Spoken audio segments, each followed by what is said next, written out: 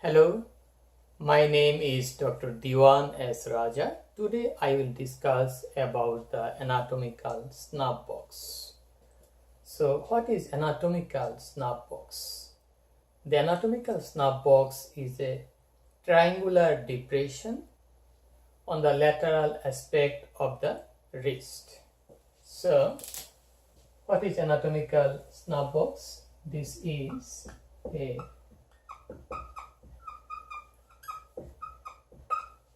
triangular depression on the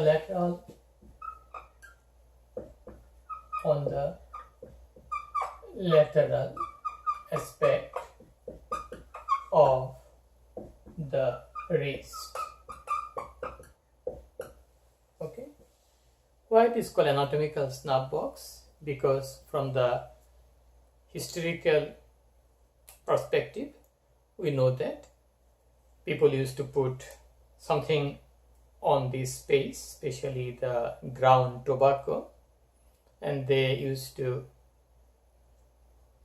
snuff that ground tobacco, so it is called anatomical snuff box. Okay, so this is a triangular depression. Then we'll go to the boundaries of the anatomical snuff box.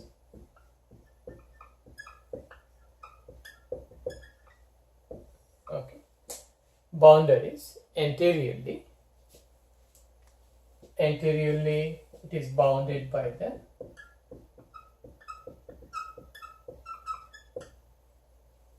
tendon of the abductor pollicis longus and extensor pollicis brevis. So if you look at that anatomical snuff box, it is the depressed area here on the posterolateral aspect. This is the posterolateral aspect in anatomical position. If we stand in anatomical position, this part goes on the posterolateral aspect of the wrist joint. So our anatomical snuff box is this area. This is the anatomical snuff box. Okay, so this area is the anatomical snuff box. When we extend the thumb, then we can easily find out the anatomical snuff box here. Okay, so anatomical snuff box is this area, and it is bounded anteriorly by the tendon of the abductor pollicis longus and extensor pollicis brevis. So if you go there, this is the abductor pollicis longus here, and that is the extensor pollicis brevis. Okay, so we got that two tendon forming the anterior boundary of the anatomical snuff box. Okay, what is the posterior boundary? Posteriorly it is bounded by the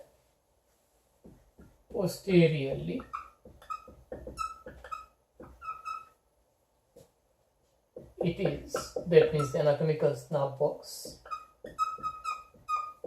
bounded by the tendon of the extensor pollicis longus. Extensor pollicis longus. Okay, we got that. So anterior boundary by abductor pollicis longus and extensor pollicis brevis, posterior boundary by extensor pollicis longus. We have to find out the tendons. The abductor pollicis longus tendon, it inserts into the first metacarpal and the trapezium bone. Extensor pollicis brevis, this tendon inserts to the base of the proximal phalanx of the thumb. Posteriorly bounded by the extensor pollicis longus, this is the extensor pollicis longus tendon. Extensor pollicis longus, and this tendon inserts to the base of the distal phalanx of the thumb. Okay, we got the anterior boundary, posterior boundary, and this is the triangular area. This is the anatomical snuff box. This is the apex is directed towards the thumb. Base is the styloid process of the radius here, and this is the styloid process of the radius. This is the apex directed towards the thumb, okay, towards the first metacarpal bone. Okay, we got that. So we got the anterior boundary, posterior boundary. How the floor of the anatomical snuff box is formed. Floor, okay, floor of the anatomical snuff box. Floor is formed by the two bones. One is scaphoid, another one is the trapezium. So scaphoid is a carpal bone, and trapezium another carpal bone. Okay, and floor distally it is limited by the first metacarpal bone. Proximally it is limited by the styloid process of the radius. Okay, so we got the scaphoid, trapezium, distally limited by the first metacarpal bone, proximally limited by the styloid process of the radius. Okay, we got the floor. So we got anterior boundary, posterior boundary, floor. Now we'll go to the contents of the anatomical snuff box. Contents. Okay, we have contents like the radial artery. Number one, radial artery. Radial artery is a branch of brachial artery. Radial artery passes underneath the tendons like the abductor pollicis longus, extensor pollicis brevis, extensor pollicis longus.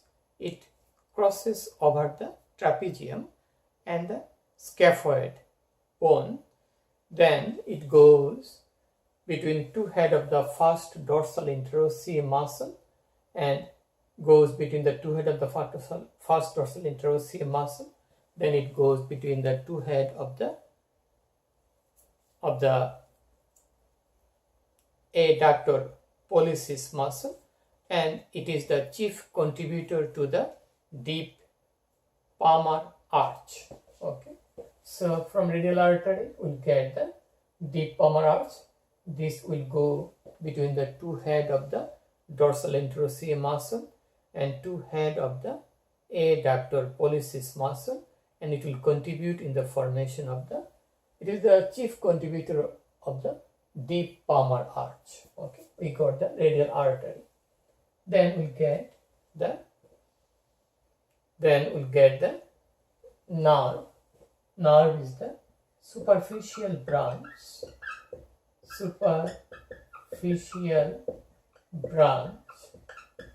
of the radial nerve. Okay, this is a sensory nerve. So this is a sensory nerve. This is the superficial branch of the radial nerve. It usually formed near the elbow band. Here it follows partly the radial artery, then it is separated from the radial artery.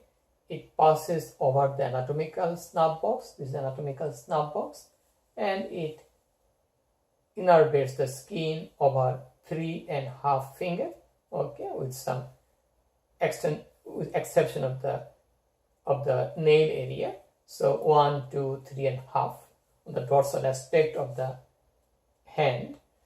The cutaneous innervation is carried by the superficial branch of the radial nerve. Okay, we got that.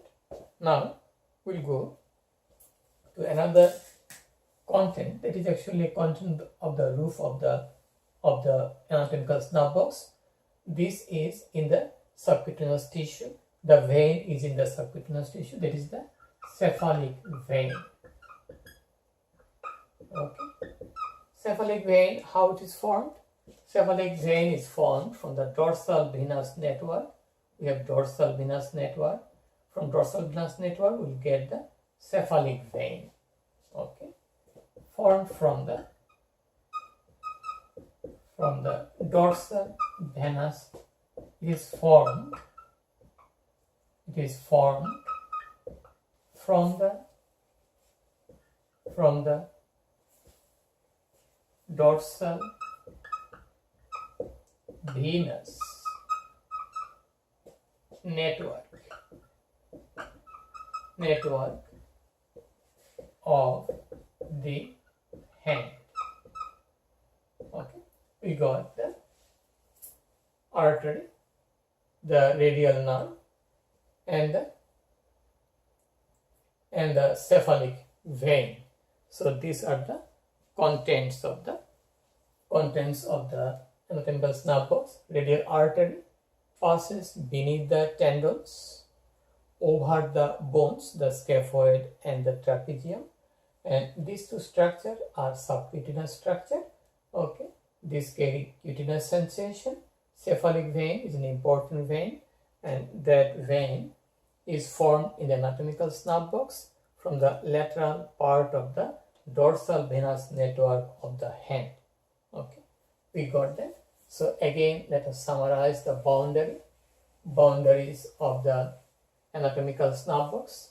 This is our anatomical snuff box, bounded anteriorly by the abductor pollicis longus, extensor pollicis brevis, posteriorly by the extensor pollicis longus.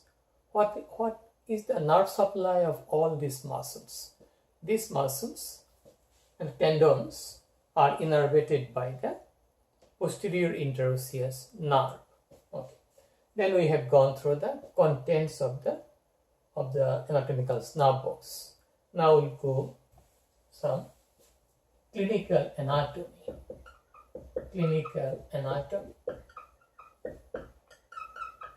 Okay. Clinical anatomy is important, especially the most important part is that the bones, the anatomical snuff box area, the floor is formed by the scaphoid bone.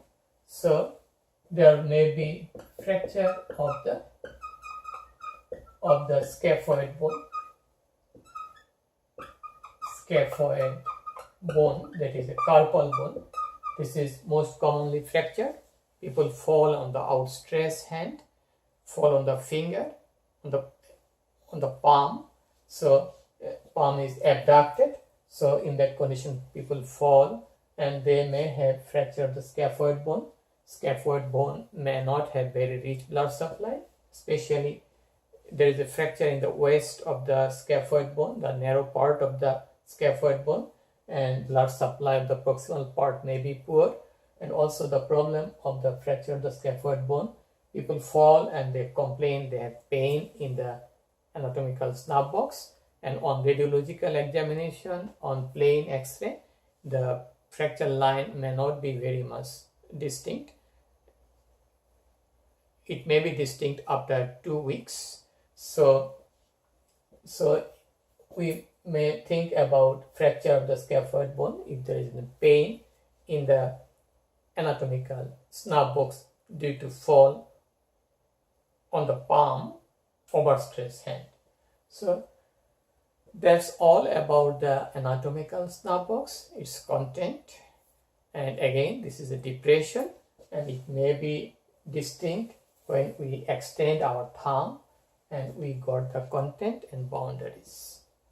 If you have any question, please feel free to ask me. Please support my channel. Please subscribe my channel. Have a nice day. Bye now.